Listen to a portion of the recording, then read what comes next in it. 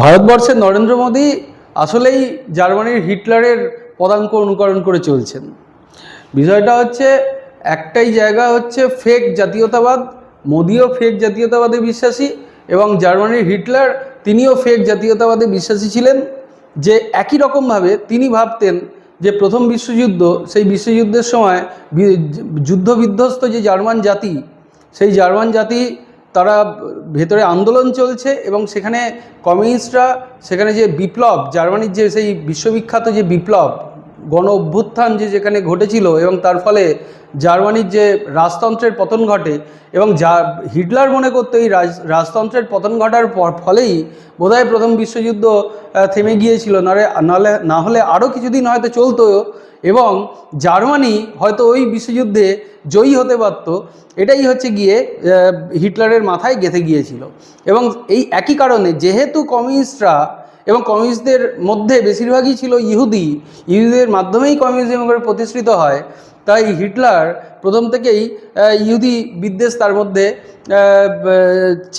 চেপে বসে এবং সে ওই জার্মানির সমস্ত মানুষ তাদের মধ্যে ওই ইয়েদের বিরুদ্ধে, ওই ইহুদিদের বিরুদ্ধে ফেক একটা জাতীয়তাবাদ তৈরি করে এবং ঘৃণা তৈরি করে যে ইহুদিরা হচ্ছে গিয়ে বাইরের লোক এবং জার্মানির যারা জার্মান, পিওর জার্মান, তারাই হচ্ছে গিয়ে জার্মানির ভূমিপুত্র, সুতরাং ইহুদিদের জার্মানিতে থাকার কোনো অধিকার নেই। এটাই ছিল হিটলারের কনসেপ্ট এবং সেই জন্যই একের পর এক ইহুদিদের হত্যা করা। প্রায় 60 লক্ষ ইহুদি হিটলার হত্যা করেছিল। ঠিক একই রকমভাবে আপনারা যদি দেখবেন ওই আমাদের দেশেতে ওই একই জিনিস চলছে, ঘৃণা ছড়িয়ে রাজনীতি, সংখ্যালঘু মানে বিশেষ করে মুসলমান এবং পরবর্তীকালে ওই খ্রিস্টান মিশনারি তাদের বিরুদ্ধে লড়াই করে লেলিয়ে দেওয়া মানুষকে এইভাবেই হচ্ছে গিয়ে ওই একই রকম রাজনীতি করার চেষ্টা করছে ফ্যাসিস্ট ওই হিটলার। তার পদাঙ্কই অনুকরণ করছেন মোদি এবং তার ফলে মোদিকে আমরা ফ্যাসিস্ট বলেই থাকি, কারণ তার যে নীতি, তার যে সংগঠন ওই আরএসএস, তার নীতি একই ওই ফ্যাসিস্ট নীতি। আসলে হচ্ছে গিয়ে ধর্মীয় ঘৃণা ছড়িয়ে ফেক জাতীয়তাবাদ, যে ভারতবাসী যারা আর্য তারাই হচ্ছে গিয়ে পিওর ভারতবাসী, বাদবাকি সব বাইরে থেকে এসেছে, এইটাকে ছড়িয়ে দিয়ে মানুষের মধ্যে এইভাবে মানুষকে লেলিয়ে দেওয়া, ওই উগ্র জাতীয়তাবাদ তৈরি করে এটা ফ্যাসিস্টরা করে থাকে। এর পিছনে আসল মদত থাকে কাদের? না পুঁজিপতিদের। কারণ কি, যত গণ্ডগোল হবে, যত জাতি দাঙ্গা হবে, ততই দেশ এলোমেলো হবে। দেশ এলোমেলো হলে বড় পুঁজিপতি যারা আছেন তাদের সুবিধে হয়। ওই দেখবেন একই রকমভাবে এখানে যতটাই ওই জাতিগত ঘৃণা ছড়িয়ে যাচ্ছে, ততই একের পর এক দেশীয় যে ইন্ডাস্ট্রিগুলো, সরকার পরিচালিত যে ইন্ডাস্ট্রিগুলো, সেই ইন্ডাস্ট্রিগুলো একের পর এক চলে যাচ্ছে বড় বড় কর্পোরেটের হাতে।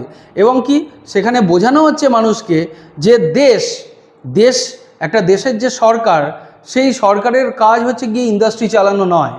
এইভাবে একের পর একভাবে দেখবেন সেই রেলকে ক্রমশ দুর্বল করে দেওয়া হচ্ছে। বিভিন্ন কেন্দ্র সরকারি যে সংস্থা, হ্যাল থেকে শুরু করে একের পর এক ফেল সব কিছুকে দুর্বল করা হচ্ছে এবং যত দুর্বল হবে এইগুলোকে তুলে দেওয়া হবে বিভিন্ন কর্পোরেটের হাতে। আসলে কর্পোরেটের ফান্ডিং এর পেছনে থাকে এবং এই মোদির যে সংগঠন, এই আপনারা তো দেখতেই পাচ্ছেন ইলেকট্রাল বন্ডের মাধ্যমে কত টাকা এরা তুলেছে এবং যতটা মোদি তুলতে পেরেছে মোদির দল, এবং যতটা পারেনি দেখবেন এই পশ্চিমবঙ্গে মমতা বন্দ্যোপাধ্যায়ের ছোট্ট একটা দল, সে কিন্তু সেকেন্ড পজিশনে আছে ভারতবর্ষে ওই ইলেকট্রাল বন্ডে। পশ্চিমবঙ্গ একটা ছোট্ট একটা রাজ্য, সেই রাজ্যে থেকে আর অন্যান্য রাজ্যে সাইনবোর্ড হয়ে গেছে, কিন্তু মমতা বন্দ্যোপাধ্যায়ের দল দেখবেন বৃহৎ অংশে মানে সেকেন্ড পজিশনে কংগ্রেসকে পেছনে ফেলে দিয়েছে। কংগ্রেস প্রধান বিরোধী দল হয়ে তাকে অত টাকা চাঁদা কেউ দেয়নি, কর্পোরেটগুলো টাকা দিয়ে গেছে মমতা বন্দ্যোপাধ্যায়ের দলকে। আমার মনে হয় মোদি যতটা টাকা নিতে পারেনি, মানে মোদির দল সেইটাই তৃণমূলের হাতে পাস করে দিয়েছে এবং এইভাবে এরা চালাচ্ছে প্যারালালি।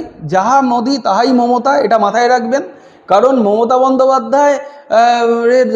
বন্দ্যোপাধ্যায় আর ওখানে মোদি এরা কেউ আলাদা কিছু নন। আপনি লক্ষ্য করুন, গুজরাটের দাঙ্গা যখন হয়, যখন গোধরা হয়, সেই সব সময় যত জাতিগত দাঙ্গা হয়েছে, সেই সময় কিন্তু মমতা বন্দ্যোপাধ্যায় একবারের জন্য বিজেপির বিরোধিতা করেনি, কারণ বিজেপি সরকারেতেই তখন মন্ত্রী হিসেবে উনি ছিলেন। এবং ওই দিল্লিতে এখানে নবান্নে বসে উনি বলছেন যে আরএসএস ভালো, নবান্নে বসে বলছেন আরএসএস ভালো।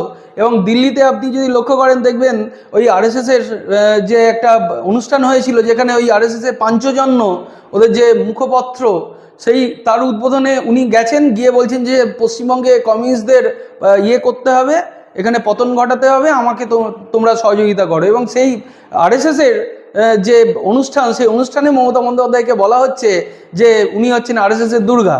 তা এই তো পরিস্থিতি, বুঝতেই পাচ্ছেন। ওই একই রকমভাবে আসল হচ্ছে কমিউনিস্ট বিরোধিতা, কমিউনিস্টদের ধ্বংস করতে হবে। কারণ আরএসএস মনে করে এই কমিউনিস্টরা থাকলে এই ফ্যাসিবাদকে ওরা প্রতিষ্ঠিত করতে পারবে না।